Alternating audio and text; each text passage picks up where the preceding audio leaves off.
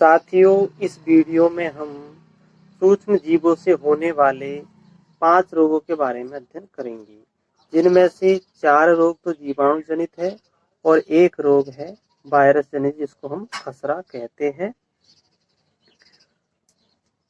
अब हम चलते हैं। टीबी 6 या तपेदिक रोग भी कहते हैं और इसकी खोज की थी रॉबर्ट कोच ने। और यह रोग होता है माइकोबैक्टीरियम ट्यूबरकुलोसिस जीवाणु द्वारा होता है और वायु द्वारा इसका संचरण होता है। इसके लक्षण है भूख नहीं लगती, वजन घटना, कमजोरी का बढ़ना, लगातार सर्दी एवं कफ का बना रहना, कम ताप का बुखार आना, थूक के साथ रक्त निकलना, सीने में दर्द होना और सांसों का फूलना चलते वक्त, और लसी का ग्रंथि भी फूल जाती है। इसमें आहार नाल, हड्डी और फेफड़े भी प्रभावित होते हैं। अब इसके बचाव के उपाय, यानी कि टीबी के रोगी को अलग से रखना चाहिए, उसकी वस्तुओं को अलग रखना चाहिए और उसको इधर उधर नहीं थूकना चाहिए। खांसते समय रुमाल का उपयोग करना चाहिए और नवजात शिशु को BCG का टीका लगवाना चाहिए। और इसके जो उपचार है, एक्सरे कराना चाहिए सीने का, MDT यानी कि मल्टी ड्रग थेरेपी की चिकित्सा दी जानी चाहिए और डॉट्स का सेवन करना चाहिए चिकित्सा के नियंत्रण में। And direct observe short treatment. ये हो गया हमारा टीबी। अब जो अगला रोग है वो है हैजा की तरफ चलते हैं। तो हैजा रोग, हैजा विब्रियो कोलेरी नामक जीवाणु द्वारा होता है और इसका संचरण दूषित जल व भोजन द्वारा होता है।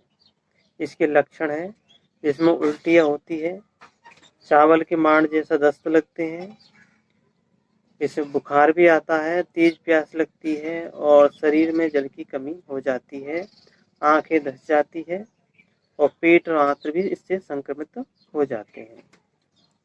इससे बचाव के उपाय, भोजन को और जल को उबाल करके खाना चाहिए, पीना चाहिए। यानी भोजन को तो उबाल करके खाना चाहिए और पानी को उबाल करके पीना चाहिए।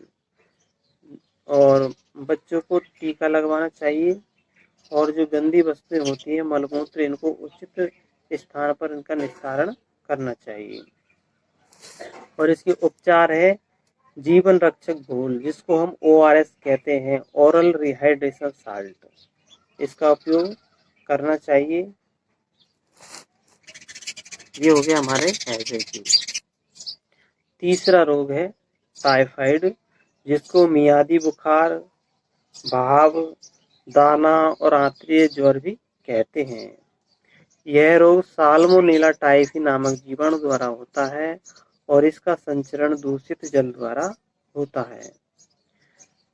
इस रोग के लक्षण है कि छोटी आंत में इसका संक्रमण होता है, प्रतिदिन सर दर्द बना रहता है, बुखार आता है 3 से 4 सप्ताह में, एसिडिटी बन जाती है, कब्ज, हृदय धड़कन में कमी आ जाती है और जीभ के ऊपरी भाग में लाल चकत्ते बन जाते हैं। बचाव के उपाय, यानी भोजन को और जल को उबाल कर खाना चाहिए और पीना चाहिए और जो मलमूत्र जैसी गंदगी की वस्तुएं हैं उनको उचित स्थान पर विसर्जित करना चाहिए और टाइफाइड होने पर A तथा B टीका लगवाना चाहिए। अब इसके हैं उपचार।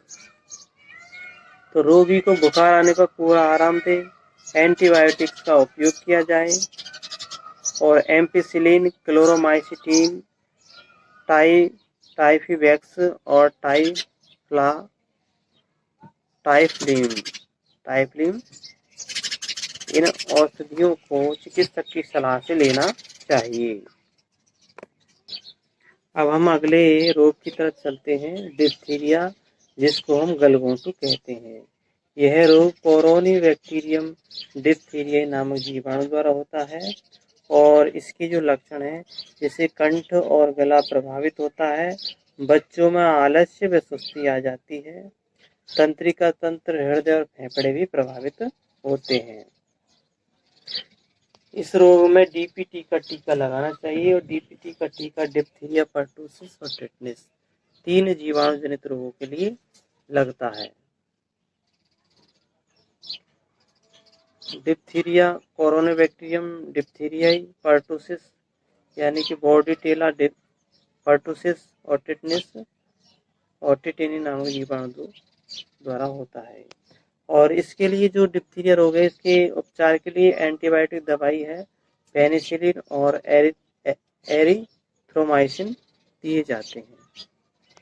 फिर जो अगला हमारा 5वां रोग है वायरस जनित है खसरा के बारे में पढ़ते हैं। तो ये रूबेला वायरस द्वारा होता है, मुख्य रूप से बच्चों में यह होता है। नाक से निकलने वाले कफ से यह फैलता है।